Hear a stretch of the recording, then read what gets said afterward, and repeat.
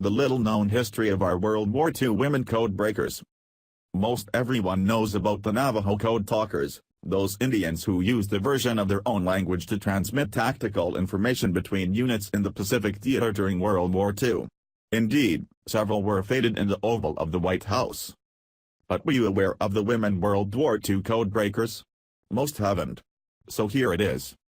First of all, code breakers were those patriots whose sole job was to decode enemy intelligence messages and transmit the information to our troop commanders.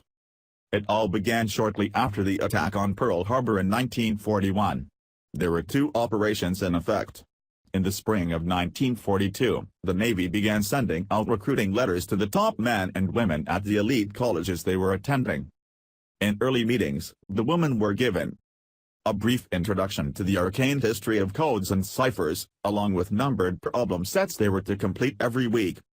Those who answered enough of their given problems correctly and completed a subsequent course were hired to work in the Navy's Washington, D.C., headquarters in the spring of 1942.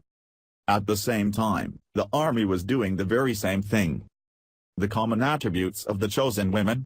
They all were adept at math or science or foreign languages, often all three. They were dutiful and patriotic.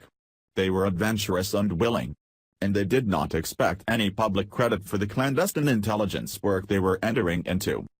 The difference between the women hired by the Navy and Army was the latter. The Army sent the women to serve outside the U.S. and some sent them to Australia and the Pacific Islands, and even with General Douglas MacArthur when he occupied Tokyo after the war. The success of these code breakers was phenomenal.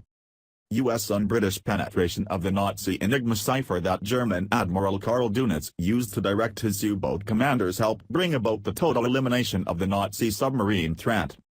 Other women helped create dummy traffic, fake radio signals that helped fool the Germans into believing the D-Day invasion would take place in Norway or the Pas-de-Calais region of France, rather than on the beaches of Normandy.